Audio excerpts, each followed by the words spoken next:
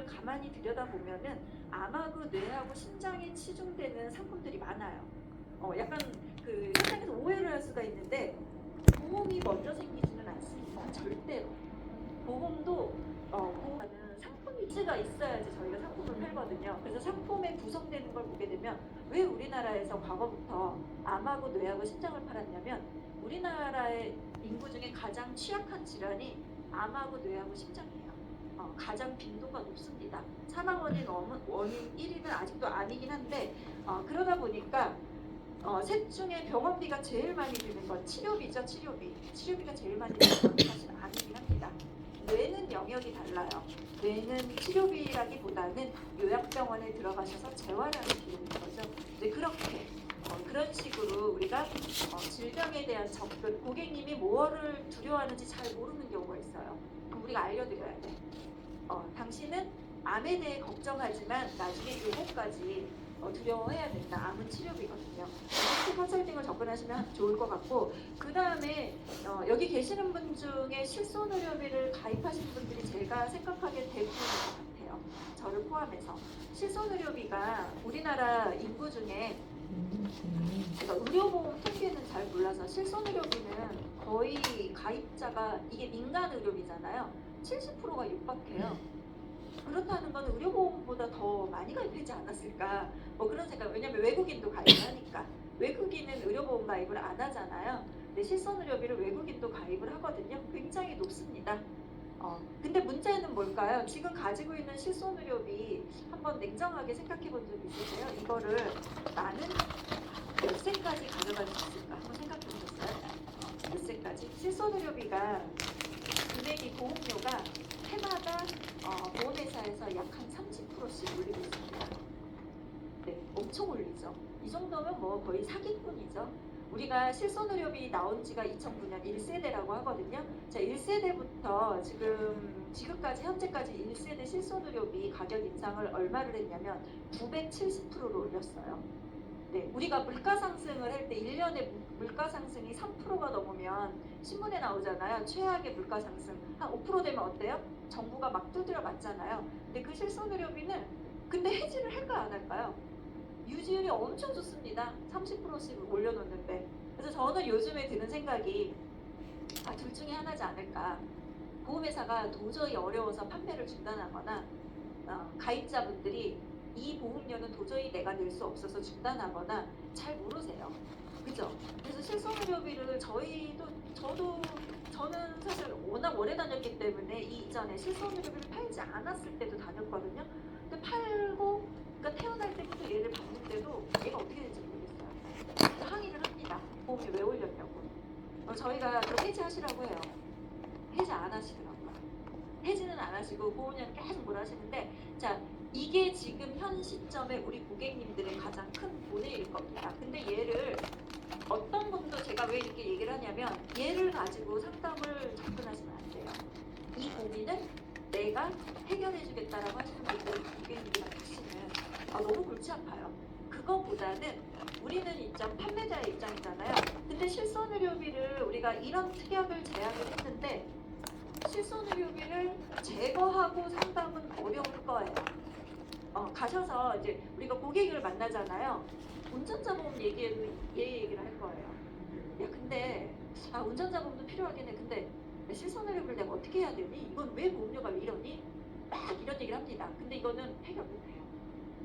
그거보다는 우리는 이런 얘기를 오게 되면은 제안을 할 수는 있습니다. 어떤 제안이냐면 얘 최대 장점이 금액입니다. 인상금액.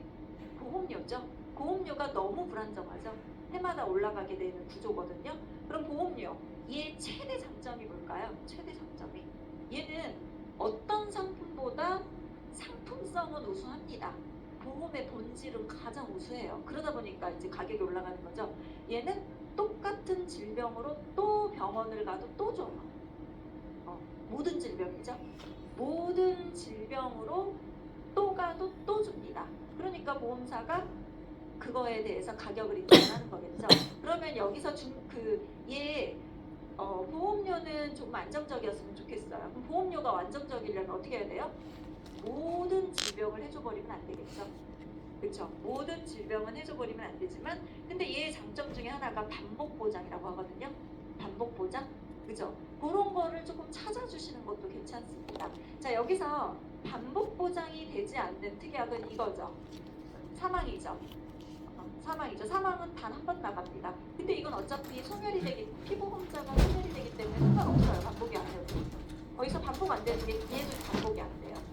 진단비도 우리가 아무리 백세 상품 가입한듯 40세에 진단받으면 이 증권은 소멸이 되게 됐습니다. 그래서 실손의료비 같은 경우는 가격에 적정하면서 제품의 우수한 반복 보장을 찾아간다고 하면은 후유장애나 입원 일당이나 수술비 정도를 들 수가 있습니다. 근데 얘 같은 경우는 얘 단점은 이거겠죠. 모든 수술, 막 성형 수술까지 다 해주진 않겠죠.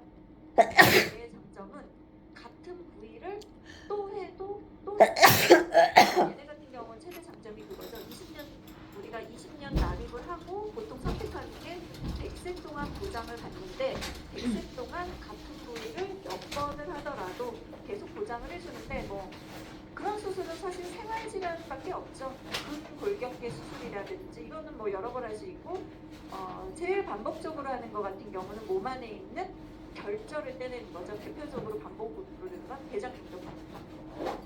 이렇게 같은 질병으로 반복증. 근데 이게 이제 수술이라는 문구가 붙기 때문에 병원에 갔다고만 해서 보상을 해주는 건 아니겠죠.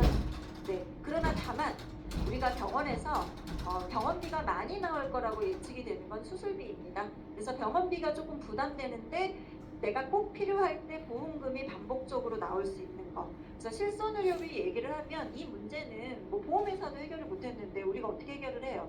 다만 고객님이 그거는 있어요.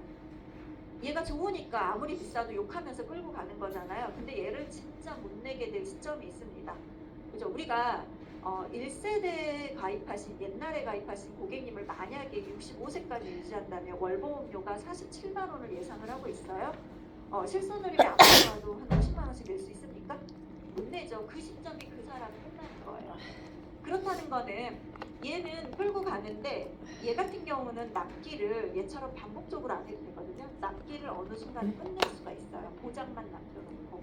그러면은 얘가 소멸이 되는 그 시점이 있습니다. 한 65세까지는 내가 끌고 가. 요즘에는 70세까지도 왕성하게 사회활동을 하시기 때문에 한 70대까지는 얘랑 보험료를 같이 냅니다.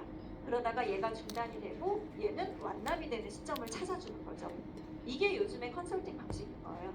옛날처럼 뭐가 보장되니까 더 넣어서 요런 컨설팅 같은 경우는 우리 고객님들이 그러려면 본인이 그쵸, 본인이 인터넷 가가지고 가입해주는 게 맞는 거지. 사실 우리 그래서 설계사의 영역을 인터넷이 판매 영역을 아직 못 뛰어넘고 있어요.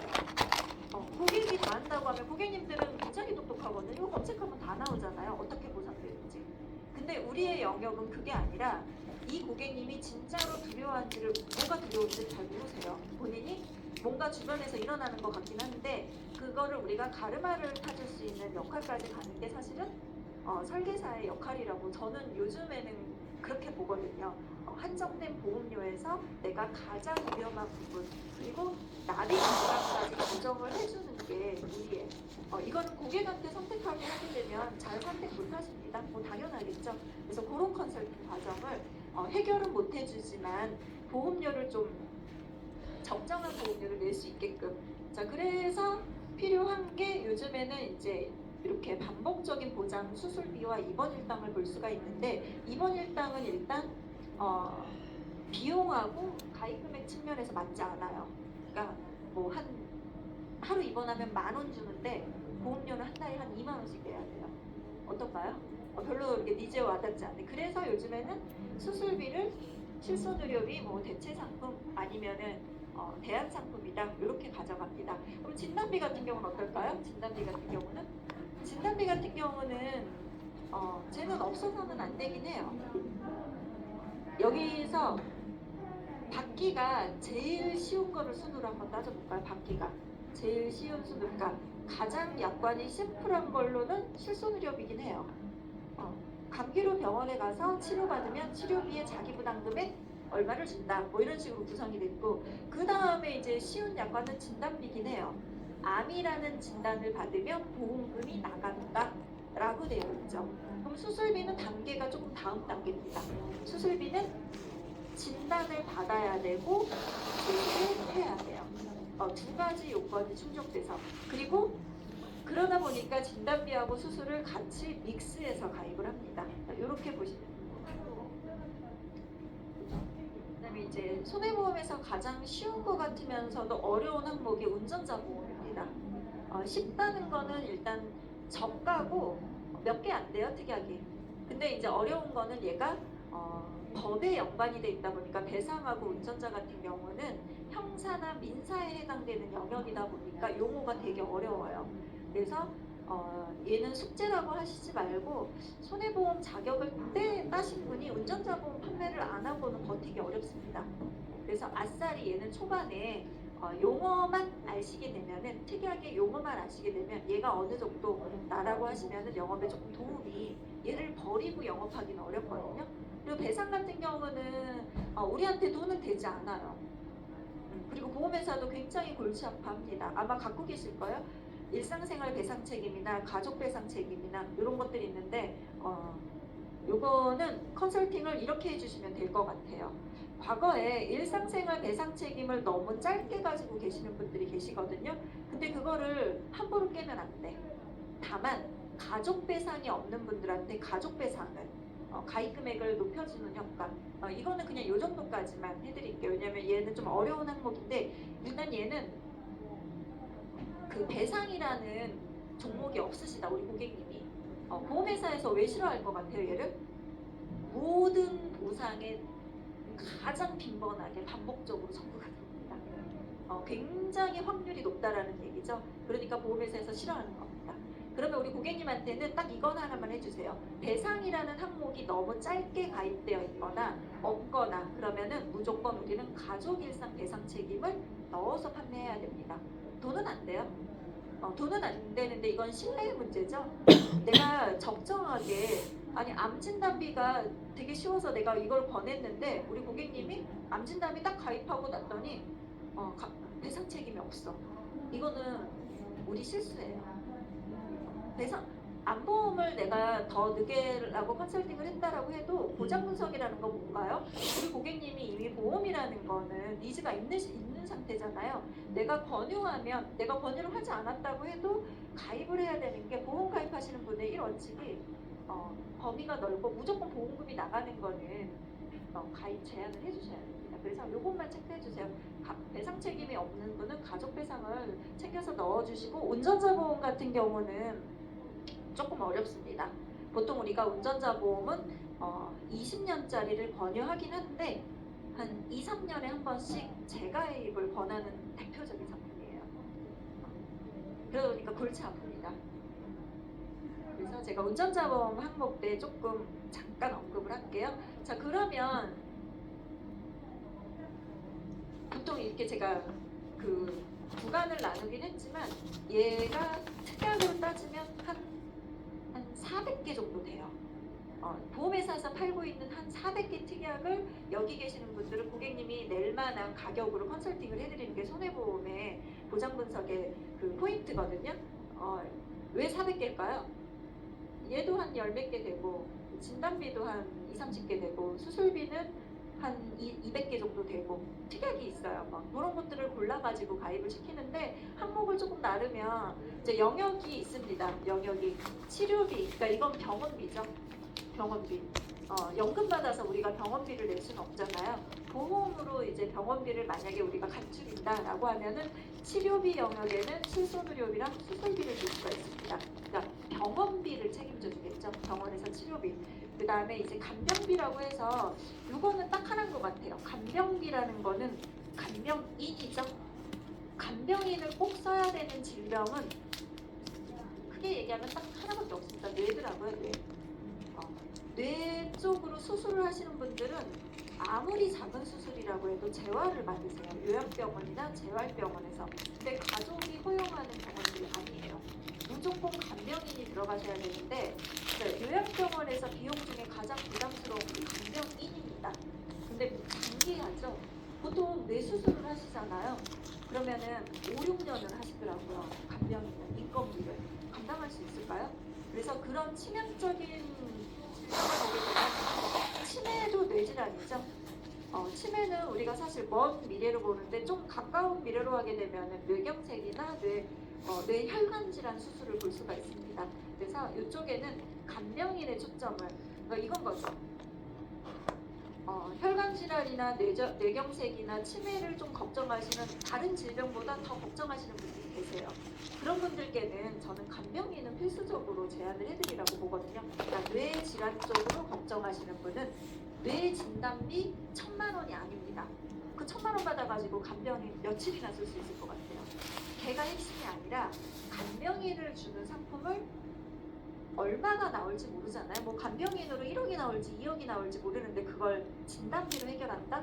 비용이 너무 셉니다.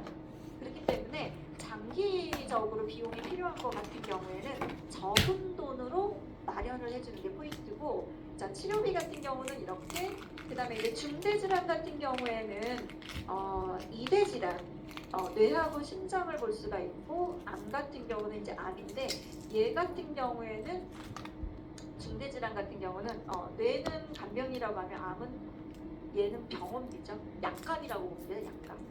치료비. 네. 우리가 암이 오히려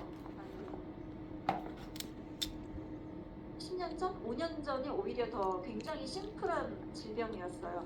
냉정하긴 하지만 돈이 있든 없든 그냥 수술하고 수술해서 삶을 사는 거고 그렇잖아요. 근데 지금은 아니에요. 이게 되게 양극화가 심한 것 같아요. 돈이 있는 사람은 굉장히 쉬운 질병 중에 하나가 암이라고 하더라고요. 기술이 지금부터도 굉장히 가장 빠르게 진화하는 게 암에 대한 약이라고 하더라고요.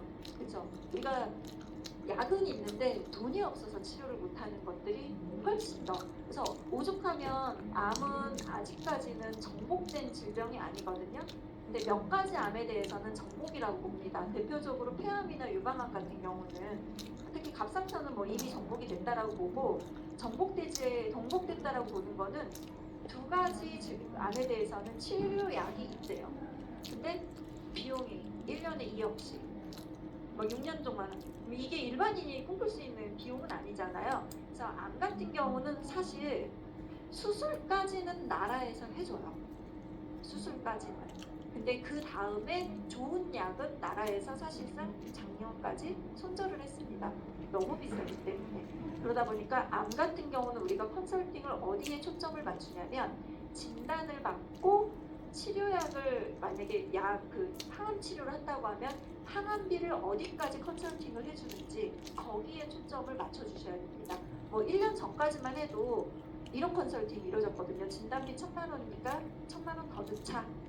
이게 작년까지 버전이었어요. 뭐 올해는 뭐 진단비 2,000 받아도 해결이 안 됩니다. 뭐 약 하나에 600만 원인데. 근데 이게 확률이 되게 너무 높아진 거죠. 그러니까 약을 처방받는 확률도 높아졌어요. 네, 그러다 보니 그 얘기는 의료보험에서 증명해 준 거죠. 확률이 높아지다 보니까 그냥 보상을 안 해주더라고요. 확률이 낮았다면 어떨까요? 의료 나라에서 해줬겠죠. 뭐 몇 명 안 되니까. 근데 그 데모 이렇게 막 항의도 했잖아. 국민청원까지 올라갔잖아요. 뭐 돈 없는 사람은 죽으라는 거냐. 그럼에도 의료보험에서는 손절한 이유가 확률이 너무 높아진 거죠. 네. 그렇다는 거는 누구에게나 있을 수 있다라는 얘기죠. 그래서 암 같은 경우는 진단비가 1,000만 원이나 2,000만 원이가 포인트는 이제 지났어요. 우리 고객님이 보험을 가입해서 암으로 치료까지 했을 때 얼마를 받을 수 있냐, 거기까지 컨설팅이 들어가져야 됩니다. 적정 비용은 당연하죠. 네, 낼 수 있는 보험료. 낼 수 있는 아무리 우리가 위험하고 불안하다고 해도 내가 낼 수 없는 보험료를 제시하면 어떨까요? 아무짝에도 쓸모없습니다. 그래서 거기까지 치료비를 얼마를 해줄까, 보험료는 이 사람의 현재 재정 상태에서 얼마를 낼 수 있을까, 거기까지 딱 왁구를 짜주셔야 돼요. 이게 요즘의 암입니다. 네. 그 다음에 이제 상해하고 운전자 보험인데, 운전자 보험은 이게 진짜 한 언제부터 논란이 됐냐면은 혹시 보험 업종에 인재 종사하셔서 들어본 분도 있을 수 있는데 스콜존 사고라고 들어보셨어요? 일명 민식이법이라고 해서 이제 그때부터 이제 난장이죠. 무슨 얘기냐면 이게 민식이법이 2020년에 생겼거든요. 그 이전에는 사고가 나면 합의금이 사회적으로 약속이 된 합의금이 있었어요. 2020년 전까지. 무슨 얘기냐? 사망사고가 나면은 최고 합의금을 3천까지만 부르고 그 다음에 소액사고에 대해서는 합의라는 말을 언급을 안 하는 게 우리끼리 약속이었어요. 근데 지금은 2020년, 지금 22년이잖아요. 몇 년 차이 안 나죠. 2020년에 만약에 사망사고가 났으면 3천에서 종결이 됐거든요. 지금은 얼마일 것 같아요? 딱 2년 만에? 3천만 원짜리나 지금은 얼마 됐을 것 같아요? 지금은 최소 1억 5천이에요. 그렇다는 거는 옛날 보험 갖고 계신 분들은 대체로 3천에서 5천 갖고 계세요. 그럼 사망사고가 나면 내 돈이 무조건 1억 이상이 들어가요. 그렇죠? 그래서 그럼 그렇다는 거는 몇 년 안 됐잖아요. 운전자보험 뭐 19년도에 든 사람들도 있고 18년에 2020년에 나는 당연히 운전자보험 가입하시면 20년짜리 가입하시거든요. 그래서 이런 생각을 합니다. 불과 몇 년 전이니까 나는 운전자보험을 가입했구나. 완료가 됐구나. 고객님은 우리가 제한하지 않으면은 본인이 불안정한 걸 갖고 있다라는 걸 모르세요. 근데 사고가 안 나면 만기 될 때까지 아무 문제가 없는 거죠. 근데 만약에 사고가 나면 어떨까요? 내가 암보험을 갖다 팔았는데 무슨 생각이 들까요, 고객은? 왜 나한테 이런 정보를 얘기하지 않았을까? 운전자 보험은 또 하나는 있어요. 2020년 1월에 가입한 사람한테 야 운전자 보험 다시 가입해. 그럼 고객은 여러 가지 생각을 할 거야. 무슨 생각을 하냐면 이제 보험회사 들어갔다더니 나한테 얼마 안 된 것도 장사하나 보다. 이거 당연히 누구나 할 수 있는 생각이에요. 그쵸? 그거에 내가 미리 판단해서 제한을 안 할 확률이 되게 많습니다. 처음 하시는 분들은. 근데 만약에 그것도 싫어요. 고객이 이 친구가 나를 호구로 하는가 보다 이런 생각을 할까봐 말을 안 할 수가 있잖아요. 그럼 이런 방법도 있어요. 스치듯이라도 얘기해주세요. 스치듯이라도. 막말로 운전자보험 15,000원, 2만원 나한테 얼마나 돈이 되겠어요. 근데 사고가 나면 얘기가 달라집니다. 이게 설계사 코드가 딴 게 별거 아니라고 생각할 수도 있는데 사고가 나면 얘기가 달라져요. 이 사람은 내가 얘기를 했어도 분명히 가입 안 할 사람이야. 100% 난 이 사람을 알아. 오케이, 인정해. 근데 내가 단 한마디도 언급을 안 했는데 사고가 나면 혹시라도 딴 거 받아왔으면 문제가 되는 게 운전자보험입니다. 그냥 운전자보험은 심플하게 가세요. 현행법에 맞게 안 썼으면 언급은 해주셔야 돼요. 현행법에 가입금액이 인정되지. 그러니까 사고가 났는데 지금의 합의, 옛날에 가입한 거는 택도 없다라고 딱 느꼈을 순간에는 제한은 해주셔야 돼요. 보험료 제한해봤자 10,000원에서 15,000원이에요. 내가 그거 받아서 나한테 뭐 얼마나 부자가 되겠어요. 그렇기 때문에 부담 없이 제한을 하십시오. 고객이 어떤 사람이든 간에. 그게 운전자보험의 우리의 지금의 딱 자세라고 보시면 됩니다. 현행법에 맞냐 안 맞냐 그 다음 차후는 고객의 선택입니다. 돈이 되는 건 사실 이런 것들이죠. 이런 것들이 돈이 되지만 얘는 고객을 평생 가져갈 수 있냐 없냐에 판단이 되기 때문에 자 이거는 그냥 제 개인적인 생각인데 제가 왜 적었냐면은 요거를 우리가 설계사들의 달란트라고 하거든요. 가입 금액은 고객이 선택하는 게 아니에요. 고객이 선택하는 순간 계약은 너무 어렵습니다. 절대로 보험은 고객이 참견하는 순간 계약은 못 이루어져요. 그냥 내가 딱딱 이 고객이 얼마 낼 수 있어. 너는 얼마 낼 수 있는데 10만 원이면 5만 원은 2만 원은 수술비, 1만 원은 뭐 이렇게 내가 딱 왁구를 짜주셔야 돼요. 그리고 제안하고 고객은 사인만 하는 겁니다.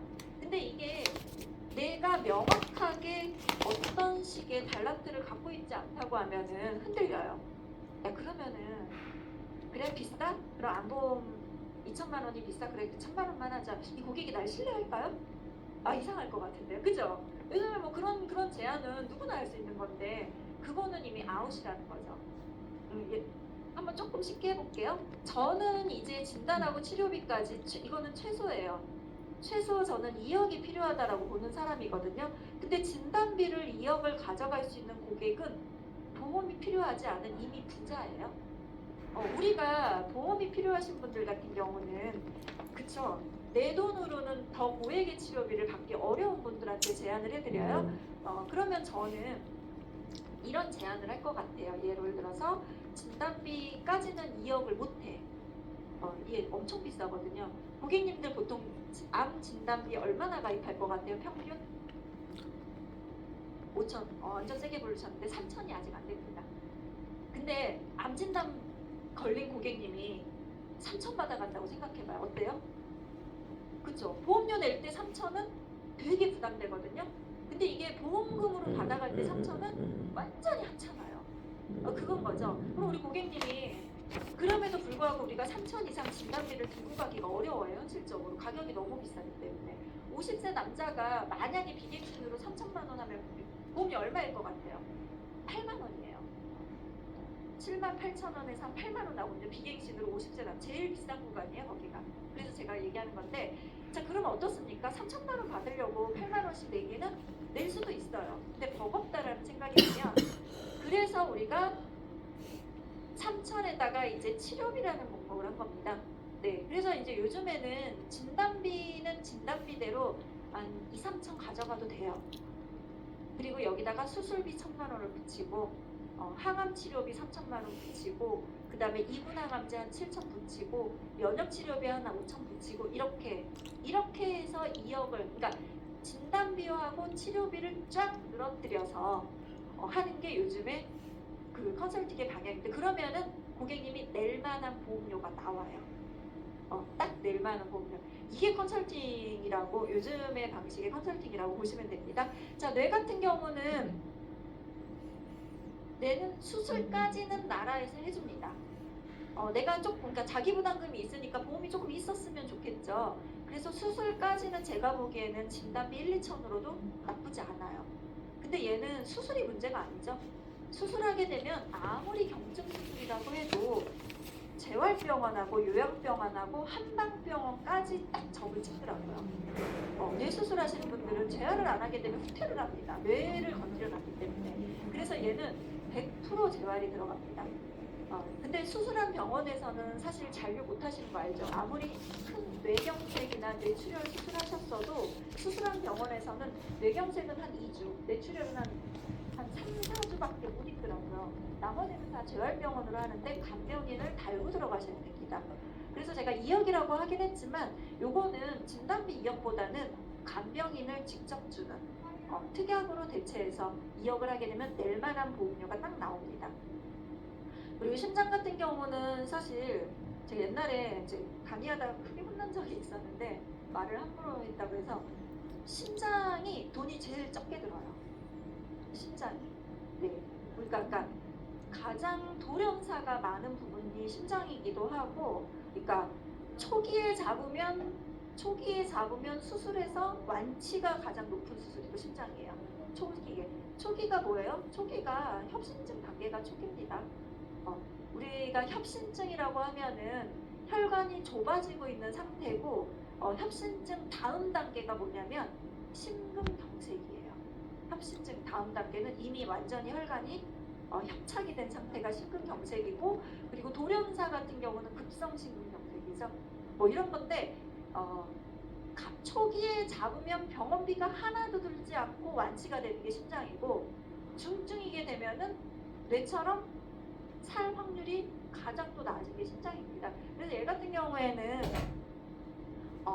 딱 수술비 단계까지만 우리가 컨설팅을 해줘도 비용적으로 병원비적으로 둘 중에 하나거든요. 초기로 해서 완치를 해서 더 이상 병원을 다니지 않던가 아니면 늦게 발견해서 사망하든가 둘 중에 하나더라고요. 그래서 셋 중에 가장 위험한 구간이 사실은 가장 치명적인 게 심장이긴 합니다. 뇌하고 암 같은 경우는 돈이 있으면은 장기전이 되긴 하지만 돈이 있으면 치료가 서서히 되는 질병이다. 이렇게 과거랑은 암내 심장을 뭉뚱그려서 진단비 얼마 이렇게 컨설팅을 했다면 요즘에는 병원에서 치료가 워낙 잘 되다 보니 비용을 우리가 컨설팅으로 해결해 준다 라고 보시면 될 것 같습니다. 이건 제가 그냥 친 거고 한번 정리를 한번 해보시는 것도 괜찮을 것 같아요. 나는 고객에게 암을 1억을 제안을 하겠어. 2억을 제한하겠어, 3억을 제한하겠어, 뭐 이런 느낌이. 왜냐면 제가 그 TFA님들의 고객층을 잘 모르잖아요. 그렇기 때문에 내가 가지고 있는 고객들에게는 이 정도의 가입 금액이 필요해. 한번 정리를 하고 고객님을 만나시는 게 산으로 가지 않는 클로징까지 가기 좀 빠른 대안이 되지 않을까. 자, 지금부터는 조금 어렵습니다. 이게 컨설팅의 저는 마지막 단계라고 보거든요. 뭐냐면 표면적으로 알고 있는 거는 다 똑같아요. 근데 이 약관을 아는 순간 설계사를 되게 잘 만나야 됩니다.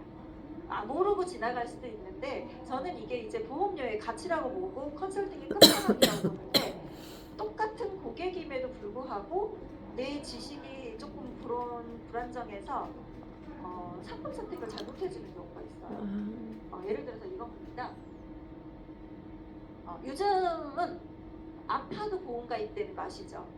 약을 먹고 있어도 보험이 가입이 돼요.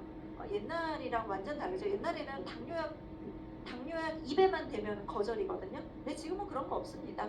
다만 상품의 선택이죠.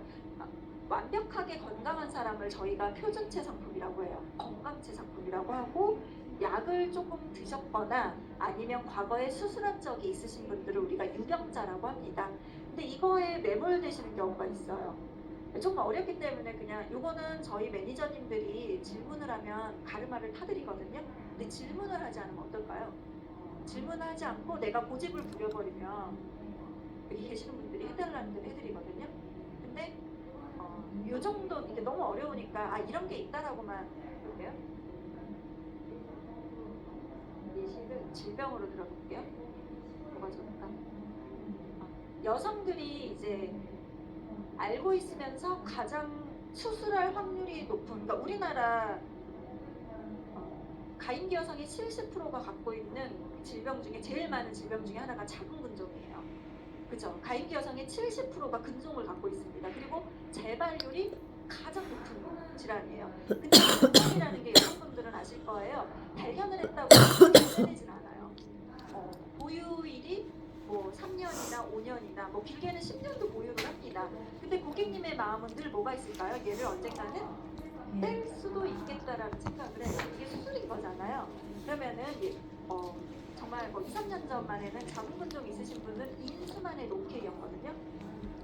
그럼 인수를 보험회사에서는 어떻게 할 것 같아요? 근종이 있으니까 인수를 하되 자궁에 대해서는 보상을 안 해줄게. 이걸 부담보라고 해요. 약속을 하고 가입하는 거죠. 너는 내가 받아줄게. 질병이 있으지만 받아주지만 네가 위험한 부위에 대해서 나는 보상을 해주지 않을 거야. 이런 약속을 하고 받아줍니다. 근데 고객님의 마음속에는 그런 게 있잖아요. 근종을 떼낼 거라는 생각을 합니다.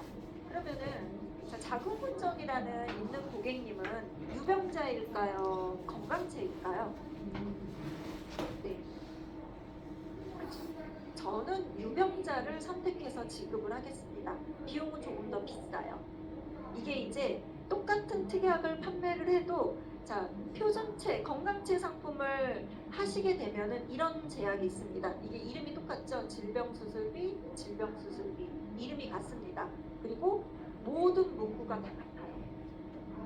이 문구에 요약을 하면 이거예요. 수술을 하면 보험금을 줄게요야 라는 게 요약된 문구거든요. 둘 다 똑같아요. 수술하면 보험금을 줄게. 근데 근종이라는 질병을 갖고 있는 분에게는 다르게 해석하셔야 돼요. 어떻게? 보게 되면은 건강체 고객님 같은 경우는 보험 기간 중에 진단 확정이에요. 이 얘기는 뭐냐면 가입 전에 생긴 근종에 대해서는 보상을 안 해주겠다. 조금 어렵죠? 무슨 얘기인지는 약간 느낌은 알겠죠? 기간 중에 발생한 거에 대해서, 그러니까 가입하고 생긴 애에 대해서만 보험금을, 가입하고 생긴 애가 혹시 수술하면 주겠다. 근데 유병자로 넘어가게 되면 보험 기간 중에 질병의 치료를, 뭐가 없어졌죠? 기간 중에 진단 확정이라는 문구가 없어졌습니다. 그 얘기는 가입 전에 생겼지만, 그러니까 가입 전이냐 가입 후냐를 묻지 않겠다라는 말이에요. 되게 어렵죠? 네. 이거 근데 저나 우리 매니저들한테 얘기하면은 얘기해줘요. 질문도 이렇게 그냥 하면 돼. 근종 있는데 수술하면 보험금 받을 수 있는 거 뭐야? 이렇게 해주면 됩니다. 고객은 의사를 분명하게 전달해주면 됩니다. 그러면 조금 더 깊게 들어가게 되면 작은 근종이 있으신 분들은 만약에 얘가 그 다낭성 난소증후군이라는 게 있거든요. 그리고 또 증후군이 뭐 그런 것도 약간 비슷한데 그런 질병을 갖고 있으신 분들은 두 가지를 걱정해요. 수술을 할 수 있다 아니면 얘가 암이 될 수 있다 라는 걱정을 할 수가 있습니다. 자, 그럴 경우에는 그런 분들도 유병자를 해줘야죠. 암을 걱정하시는 분이 자궁암을 걱정하시는 분들한테 자궁을 부담부 처리해버리면 안 되잖아요. 그래서 유병자로. 근데 어디에서 우리가 이 선택을 하는 경우가 있냐면요. 가격이 많이 차이가 나요. 보상은 해주지만 얘는 가격이 비싸요. 보상을 안 해주지만 얘가 싸요. 근데 고객한테는 두 가지 제안을 할 수가 있습니다. 그죠? 그래서 보통은 자궁근종 같은 경우는 정기간 부담보를 주거나 근종을 떼버리면 5년 부담보를 줍니다. 네, 그래서 진단비하고 수술비는 나눠서 상품을 가르마를 타주는 경우도 있어요. 네, 이거는 여기까지만 얘기하기 왜냐면 깊이 들어가면 그래서 제가 하고 싶은 얘기는 뭐냐면 똑같은 고객이라도 똑같은 질병이 있더라도 우리가 상품의 선택을 어떻게 하느냐에 따라서 보상을 해주거나 해주지 않거나 이런 얘기 많이 인터넷에서 그 네이버에서 보상 질문, 보험금 질문 많이 보셨죠? 근데 이런 질문이 되게 많아요. 누구는 받았는데 나는 안 주더라. 이 보험회사 뭐 쳐주들 놈들 막 이렇게 기록이 돼 있어요. 근데 보상의 약관은 그 고객님이 가입한 날짜와 요일까지 확인을 하셔야 돼요. 똑같은 말이라고 해도 언제 가입하느냐에 따라서 네, 그래서 네이버 같은 경우는 질문 같은 경우 Q&A 질문 있잖아요. 딱 참고까지만 쓰세요. 네, 거기는 딱 참고까지만. 그거 보고 야 된다더라 고객이랑 이런 대화는 자격을 따신 분들한테는 금지. 그런 토크는 그냥 가이드 정도로만 보시고 아 이런 게 보상이 되네. 그 다음에는 약관 확인을 해주시는 게 순서입니다. 그 사람이 그래 너 실손의료비 그럼 언제 몇 월 며칠에 가입한 거야? 그때 약관을 보셔야 돼요. 실손의료비도 1년에 뭐 수천 회씩 바뀝니다. 약관이. 그러니까 이거를 보험금이 준다 안 준다 우리가 조금 발을 들여놓으면 이런 착각을 하세요. 무슨 말인지 다 알겠거든. 그래? 보험금 왜 안 줬지? 내가 싸워서 받아줄까? 이런 생각을 조금 많이 하시더라고요. 근데 네이버의 Q&A 같은 경우는 그냥 가이드 정도만 하고 그럼 그 고객님을 진심으로 내가 도와주고 싶다. 그럼 그분이 어떤 회사에 언제 가입했는지를 항상 확인하셔야 돼요. 그리고 그 약관을 봐야지 우리가 가이드를 해줄 수가 있습니다. 그러니까 그렇게 이 약관을 제가 잠깐 보여드린 게 너무 어렵죠. 보험회사 약관. 이런 문구 하나만 가지고도 보상금을 준다 안 준다. 근데 이거는 질문을 하세요. 고객님의 질병을 나 혼자 판단하기는 사실 조금 어렵습니다. 그래서 고객님이 병원 다니시면서 언제 어떻게 수술하셨고 현재 어떤 과정을 하실 건지까지 물어보신 다음에 저희 현장에 가시면 저희 매니저님들 계시거든요. 아니면 매니저님이 잘 모르시겠다고 하거나 제 번호를 가르쳐 주시면은 이제 그렇게 상담을 통해서 상품 선택을 본인이 직접 하시는 거는 조금 경험이 필요하시니까 그런 얘기를 좀 드리고 싶어서 했습니다.